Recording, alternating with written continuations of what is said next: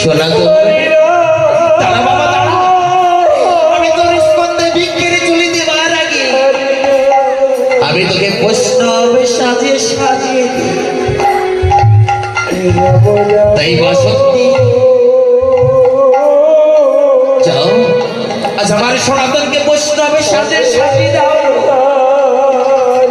আজ আমার সনাতনীকে কৃষ্ণ আজ এই বৈষ্ণবের সাথে সাথে দিচ্ছে।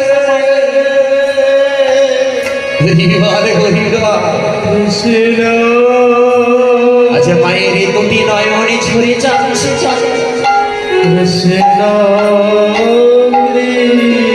আজ গোবিন্দর সেবা দেওয়ার জন্য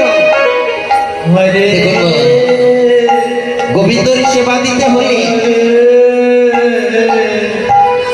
আজ কিছু না থাক, যদি কেউ দীক্ষা মাত্র নিয়ে আর কণ্ঠে তুলসী মালা ধারণ করে গোবিন্দর চরণে পুষ্পাঞ্জলি দেওয়া যায়,